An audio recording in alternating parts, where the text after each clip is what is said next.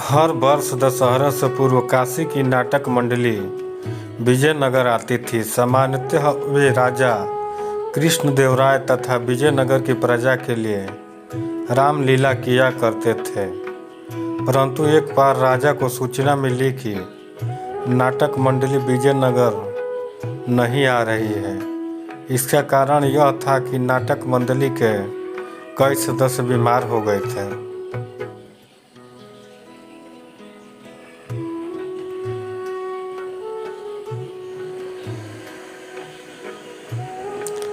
यह सूचना पाकर राजा बहुत दुखी हुए, क्योंकि दशहरे में अब कुछ ही दिन बाकी थे।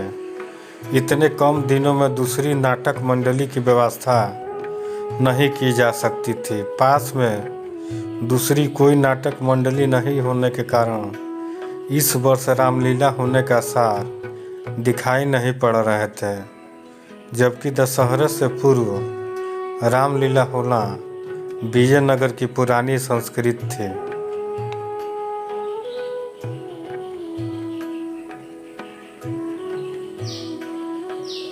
महाराज को इस तरह दुखी देखकर राजगुरु बोले, महाराज, यदि चाहे तो हम रामपुर के कलाकारों को संदेश भेज सकते हैं, परंतु इसमें तो कुछ सप्ताह का समय लगेगा। राजा ने निराश स्वर में कहा। इस पर तेनालीराम बोले, महाराज, मैं पास ही की एक मंडली को जानता हूँ। वे यहाँ 2 दिन से आ जाएंगे और मुझे विश्वास है कि रामलीला का अच्छा प्रदर्शन करेंगे। यह सुनकर राजा प्रसन्न हो गए और तेनालीराम को मंडली को बुलाने की जिम्मेदारी सौंप दी गई। साथ ही मंडली के रहने वाले एवं खाने पीने की व्यवस्था का भार तेनालीराम को ही सुपुर्द कर दिया गया। शीघ्र ही रामलीला के लिए सारी व्यवस्था होनी शुरू हो गई। रामलीला मैदान को साफ किया गया, एक बड़ा सा मंच बनाया गया, नवरात्र के लिए नगर को सजाया गया। रामलीला देखने के लिए लोग बहुत उत्सुक थे, क्योंकि इसके पूर्व काशी की नाटक मंडली के न आने की सूचना से वे काफ़ी दुखी थे। परंतु अब नई नाटक मंडली आने की सूचना से उनका उत्साह दोगुना हो गया था। महल के निकट एक मेला भी लगाया गया था।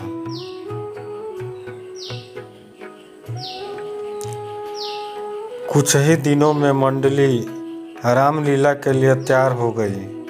राजा, दरबारी, मंत्री और प्रजा प्रतिदिन रामलीला देखने आते। दशहरे के दिन अंतिम कड़ी तो बहुत ही सराहनीय थी। मंडली में अधिकतर कलाकार बच्चे थे। उनकी कलाकारी देखकर लोगों की आंखों में आंसू तक आ गए।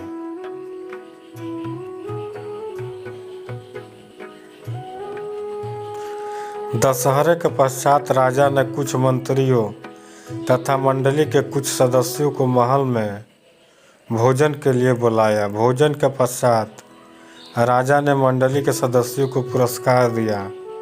फिर वे तेनालीराम से बोले, तुम्हें इतनी अच्छी मंडली कैसे मिली? बाबापुर से महाराज, तेनालीराम ने उत्तर दिया। बाबापुर यह कहाँ है? मैं इसके विषय में कभी नहीं सुना। राजा ने आश्चर्य से पूछा।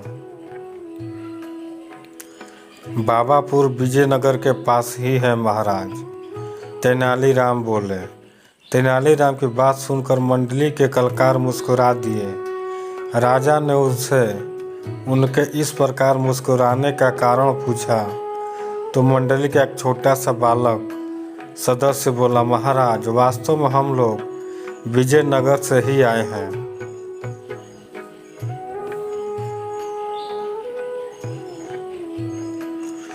तेनाली बाबा ने 3 दिन में हमें यह नाटक करना सिखाया था, इसलिए इसे हम बाबापुर की रामलीला कहते हैं।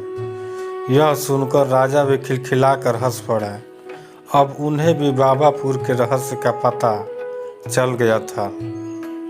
दोस्तों, मैं ऐसे ही आपके लिए अच्छी अच्छी कहानियाँ लाता रहूँगा। अगर कहानी अच्छी लगी तो लाइक कीजिए, सब्सक्राइब कीजिए और शेयर कीजिए।